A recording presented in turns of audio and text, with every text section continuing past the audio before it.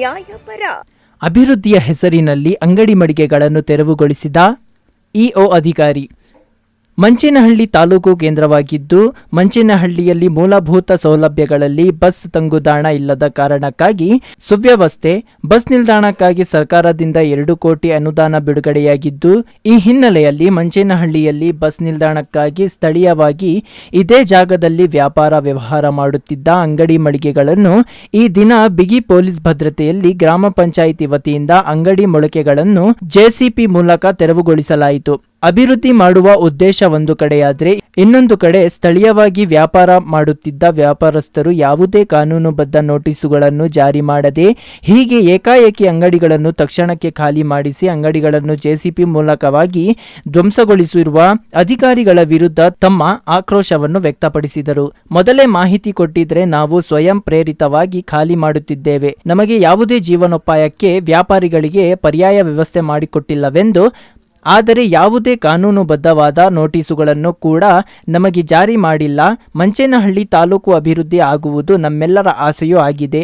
ಆದರೆ ಈ ದಿನ ಏಕಾಏಕಿ ಈ ರೀತಿ ಮಾಡಿರುವುದು ಅಸಮಾಧಾನವನ್ನು ತಂದಿದೆ ಎಂದರು. ಒಟ್ಟಾರೆಯಾಗಿ ಮಂಚೇನಹಳ್ಳಿ ತಾಲೂಕು ಕೇಂದ್ರದಲ್ಲಿ ಸುವ್ಯವಸ್ಥಿತವಾದ ಬಸ್ ನಿಲ್ದಾಣವನ್ನು ನಿರ್ಮಿಸಲು ಸರ್ಕಾರದ ಆದೇಶವೂ ಆಗಿದೆ, ಅನುದಾನವೂ ಬಂದಿದೆ. ಈಗ ಅನುದಾನವನ್ನು ಸದ್ಬಳಕೆ ಮಾಡಿಕೊಳ್ಳದಿದ್ದರೆ ಮಾರ್ಚಿಗೆಲ್ಲ 2 ಕೋಟಿ ಅನುದಾನ ವಾಪಸ್ ಹೋಗುತ್ತದೆ. ಮಂಚೇನಹಳ್ಳಿ ತಾಲೂಕು ಕೇಂದ್ರವಾಗಿರುವ ಕಾರಣ ಈಗ ಅಭಿವೃದ್ಧಿ ಅತ್ಯಂತ ಮುಖ್ಯವಾಗಿದ್ದು, ಅದಕ್ಕೆ ಎಲ್ಲರ ಸಹಕಾರ ಅವಶ್ಯಕತೆ ಇದೆ ಎಂದು ಕಾರ್ಯನಿರ್ವಹಣಾಧಿಕಾರಿಗಳಾದ ಹೊನ್ನಯ್ಯನವರು ತಿಳಿಸಿದರು. ಪ್ರತಿ ಅಂಗಡಿ ಮಳಿಗೆಯಲ್ಲಿ ವ್ಯಾಪಾರ ಮಾಡುವವರಿಗೆ ಸಾಮೂಹಿಕವಾಗಿ ಮಾಹಿತಿ ನೀಡಲಾಗಿದೆ. ಆದರೆ ಅವರು ಪೂರ್ವ ಸಿದ್ಧತೆಗಳನ್ನು ಮಾಡಿಕೊಳ್ಳದಿರುವುದು ನಮಗೂ ಬೇಸರವನ್ನುಂಟು ಮಾಡಿದೆ ಎಂದರು. ಈ ಸಂದರ್ಭದಲ್ಲಿ ಪಿಎಸ್ಐ ಮೂರ್ತಿ, ಗ್ರಾಮ ಪಂಚಾಯಿತಿ ಎಲ್ಲ ಅಧ್ಯಕ್ಷರು, ಉಪಾಧ್ಯಕ್ಷರು, ಸದಸ್ಯರು, ಜಿಲ್ಲಾ ತಾಲೂಕು ಪಂಚಾಯಿತಿ ಸದಸ್ಯರು ಉಪಸ್ಥಿತಿಯಲ್ಲಿದ್ದರು. ಮಂಚೇನಹಳ್ಳಿ ತಾಲೂಕು ಆಗಿದೆ, ಹಾಗಾಗಿ ಮಂಚೇನಹಳ್ಳಿ ಡೆವಲಪ್ ಆಗೋ ಉದ್ದೇಶ. ಇಲ್ಲಿ ಎಲ್ಲ ಮಕ್ಕಳು ಸ್ಕೂಲಿಗೆ ಬರ್ತಾರೆ, ಅವರಿಗೆ ಬಸ್ಸಲ್ಲಿ ನಿಂತ್ಕೊಳ್ಳೋದಕ್ಕೆ ಜಾಗ ಇಲ್ಲ. ಇದನ್ನು ಕಟ್ಟಲಿಕ್ಕೆ ಬಸ್ ಸ್ಟ್ಯಾಂಡ್ ಕಟ್ಟಲಿಕ್ಕೆ 2 ಕೋಟಿ ಸ್ಯಾಂಕ್ಷನ್ ಆಗಿದೆ.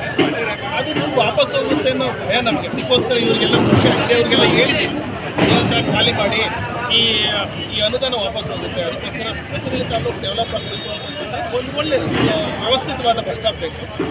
ಅದಕ್ಕೆ ಸಾರ್ವಜನಿಕರು ಎಲ್ಲರೂ ಸಹ ರೋಡಲ್ಲಿ ನಿಂತ್ಕೊಂಡಿರ್ತಾರೆ. ಕೆಲವು ಆಕ್ಸಿಡೆಂಟ್ಗಳು ಸಹ ಆಗಿದೆ, ಕೆಲವು ಪೊಲೀಸರಿಗೆ ಇದೆಲ್ಲ ಗೊತ್ತಿದೆ. ಆ ಹಿನ್ನೆಲೆಯಲ್ಲಿ ಇದನ್ನೆಲ್ಲ ಖಾಲಿ ಮಾಡಿಕೊಂಡು ಸೂಕ್ತವಾದ ಬಸ್ ಸ್ಟ್ಯಾಂಡ್ ಕಳಿಸಬೇಕು ಉದ್ದೇಶದಿಂದ ಇದನ್ನು ಖಾಲಿ ಮಾಡಿಸ್ತಾರೆ. ಸಾರ್ವಜನಿಕರು ಈ ವಿಷಯದಲ್ಲಿ ಎಲ್ಲರೂ ಸಹಕರಿಸಿದ್ದಾರೆ ಅಂತ ಅನ್ಸುತ್ತೆ. ಬೇರೆಯವರು ಸಹ ಹೇಳಿದ್ದಾರೆ, ಸರ್ ಇದೊಂದು ಒಳ್ಳೆ ಕಾರ್ಯ ಸರ್ ಮಾಡಿ, ನಮಗೆ ಬಸ್ ಸ್ಟ್ಯಾಂಡಲ್ಲಿ ನಿಂತ್ಕೊಳ್ಳೋಕ್ಕೆಲ್ಲ ಸಮಸ್ಯೆ ಆಗ್ತಾ ಇತ್ತು, ಇದು ಬಸ್ ಸ್ಟ್ಯಾಂಡ್ ಆಯಿತು ಅಂತಂದರೆ ನಮಗೆಲ್ಲ ಅನುಕೂಲ ಆಗುತ್ತೆ ಅಂತ ಹೇಳಿದರೆ ಈ ಹಿನ್ನೆಲೆಯಲ್ಲಿ ನಮ್ಮ ಎಲ್ಲ ಪೊಲೀಸ್ ಪಡೆಯೊಂದಿಗೆ ನಾವು ಇದನ್ನು ಕೆಲವರು ಆರೋಪ ಮಾಡ್ತಾರೆ, ಮಾಹಿತಿ ಇಲ್ಲದೆ ಮಾಡ್ತಿದ್ರೆ ಏಕಾಏಕಿ. ಇಲ್ಲ, ಇವ್ರಿಗೆಲ್ಲರಿಗೂ ಸಹ ಸುಮಾರು 3 ತಿಂಗಳು ಮುಂಚೆನೇ ಒಂದು ಮಾಡಿ ಕರೆದುಬಿಟ್ಟು ಮಾತಾಡಿಸಿ ಅದಾದಮೇಲೆ 1 ತಿಂಗಳು ಮುಂಚೆ ಮತ್ತೆ ಮಾತಾಡಿಸಿದ್ದಾರೆ. ರೆಸಲ್ಯೂಷನ್ ಆಗಿದೆ. ಎಲ್ಲರಿಗೂ ಸಹ ಮಾಹಿತಿ ಇದೆ, ಮಾಹಿತಿ ಇಲ್ಲ ಅಂತ ಅಲ್ಲ. ಅವ್ರಿಗೆ ಏನು ಅನಿಸುತ್ತೆ ಅಂತಂದರೆ, ಇದು ಹಿಂದೆಯಿಂದಲೂ ಹೇಳ್ತಾ ಇದ್ರು ಡೆಮೊಲಿಷನ್ ಮಾಡೋಕ್ಕೆ, ಇವಾಗೂ ಹಾಗೆ ಅಂದ್ಕೊಂಡಿದ್ದೀವಿ ಯಾರು. ಸೊ ಇವರು ಸೀರಿಯಸ್ ತೊಗೊಂಡಿಲ್ಲ. ಅಷ್ಟೇ ಮಾಹಿತಿ ಇದೆ, ಮಾಹಿತಿ ಇದ್ದಾಗೇನಿಲ್ಲ, ಮಾಹಿತಿ ಇದೆ. ಅವರು ಎಂಟಡಿ ಕೊಟ್ಟಿರೋದು, ಬಾಡಿಗೆ ಕೊಟ್ಟಿರೋದು. ಸೊ ಹಾಗಾಗಿ ಇದೇನು ಬಡತನ ಆ ಥರದ ಬರಲ್ಲ, ವ್ಯವಹಾರ ಮಾಡ್ತಿದ್ದಾರೆ. ಈ ಅಂಗಡಿ ಇಲ್ಲ ಅಂದರೆ ಇನ್ನೊಂದು ಅಂಗಡಿ ಹೋಗ್ತಾರೆ. ಇದು ಡೆವಲಪ್ ಆದಮೇಲೆ ಸಾಧ್ಯ ಇದೆ, ಕಾನೂನು ಪರ್ಮಿಟ್ ಮಾಡಿದರೆ ಅವ್ರಿಗೆ ಇಲ್ಲಿ ಅವಕಾಶ ಆದರೆ ಇಲ್ಲೇ ಬಿಸ್ನೆಸ್ ಮಾಡ್ಬೋದು, ಡೆವಲಪ್ ಆಗ್ಬೋದು.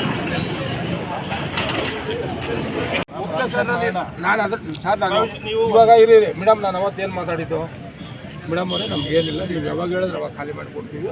ನಾವು ಪುನರ್ವಸತಿ ಒಂದು ಅವಕಾಶ ಕೊಡಿ, ನಾವು ಖಾಲಿ ಮಾಡ್ತೀವಿ. ಒಂದು 3 ತಿಂಗಳು ಟೈಮ್ ಕೊಡಿ ಅಂತ ಕೇಳಿದ್ದು. ಪಂಚಾಯತಿಗೆ ಬೇರೆ ಜಾಗ ಇದ್ದರೆ ಖಂಡಿತ ಇವಾಗಲೇ ಅಲ್ಲಿ ಇಟ್ಕೊಳ್ಳಿ ಸರ್. ಅವರೇ ಪಂಚಾಯತ್ ಹೇಳಿ ವ್ಯವಸ್ಥೆ ಮಾಡಿಕೊಡ್ತೀವಿ. ನಾವೇನಂತ ಹೇಳಿದ್ವಿ, ಇಲ್ಲಿ ಅಂಗಡಿ ಕಟ್ಟಾದ್ಮೇಲೆ ನಿಮಗೇನೆ ಪ್ರಾವಿಷನ್ ನಿಮಗೆ ಇರುತ್ತೆ, ಅದು ಒಳ್ಳೇದಲ್ವಾ ಸರ್? ಅದೇ ಒಂದು ಮೀಟಿಂಗ್ ಕರೆದು ಎಲ್ಲರೂ ಕರೆದಬೇಕು. ಒಂದು ಸರಿ ಸರ್, ನೀವು ಹೇಳೋದು ಒಪ್ಕೊಂತೀನಿ. ನೀವು ಹೇಳಿದ್ರೆ ಅರ್ಥ ಆಯ್ತು ನನಗೆ. ಹೇಳಿ. 2008ರಲ್ಲಿ ರೆಸೊಲ್ಯೂಷನ್ ಮಾಡಿದ್ರಿ ಅಂತ, ಮತ್ತೆ ಇವೆಲ್ಲ ವಿಷಯ ಗೊತ್ತಿದೆ ನಿಮಗೆ ಏನಂತ 2008ರಲ್ಲಿ ರೆಸೊಲ್ಯೂಷನ್ ಆಗಿದೆ, ಡೆವಲಪ್ಮೆಂಟ್ಗೋಸ್ಕರ ಏನೋ ಮಾಡ್ತಿದ್ದಾರೆ ಅಂತ. ಸರ್, 2008ರಲ್ಲಿ ಇತ್ತು, ಇನ್ನೂ ಅದೇ ಸ್ಟೇಟಸ್ ಅಲ್ಲಿ ಇದ್ದೀರಾ ಅಂದ್ರೆ ನೀವು? ಅಲ್ಲ ಸರ್, ನಾವು ಅದೇ ಸ್ಟೇಟಸ್ ಅಲ್ಲ. ಮಾತಾಡ್ಬೋದಾಗಿತ್ತು ಸರ್. ಇವಾಗ ಒಂದು ತಿಂಗಳ ಮುಂಚೆ ಹೇಳಿಲ್ಲ ನಿಮಗೆ? ಹೇಳಿಲ್ವಾ? ಕರೆಕ್ಟಾಗಿ ಹೇಳಿ, ಹೇಳಿಲ್ವಾ?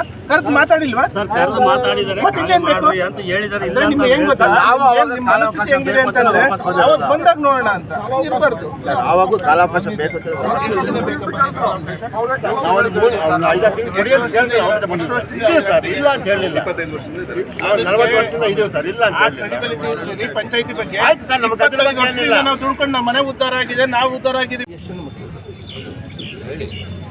ನೀವು ಅಥವಾ ನಿಮ್ಮ ಫ್ಯಾಮಿಲಿ ಇದರಿಂದ ಬದುಕಿದ್ದೀರಿ, ಬದುಕಿದ್ದೀವಿ, ಇಲ್ಲ ಅಂತ ಹೇಳಿಲ್ಲ. ಸಾರ್ವಜನಿಕರಿಗೆ ಅನುಕೂಲ ಆಗಿದೆ, ಇಷ್ಟೊಂದು ಪ್ರೊಟೆಕ್ಟ್ ಮಾಡ್ಕೊಂಡು ಬೀದಿ ರಾಮಾಯಣ ಮಾಡ್ಕೊಂಡು ಇಷ್ಟು ಜನ ಇದು ಮಾಡಿ ಅವಕಾಶ ಬೇಕು. ಇವಾಗ ಇವ್ರು ಮಾರ್ಚ್ ಒಳಗಡೆ ಅವಕಾಶ ಕೊಡಿ. ಹೇಳಿದಾರಲ್ವೇನ್ರಿ? ಹೇಳಿದಾರಲ್ವಾ? ಒಂದು ತಿಂಗಳು ಮುಂಚೆ ಹೇಳಿದಾರೆ, ಇನ್ನೆಷ್ಟು ದಿನ ಬೇಕು ಅವಕಾಶ?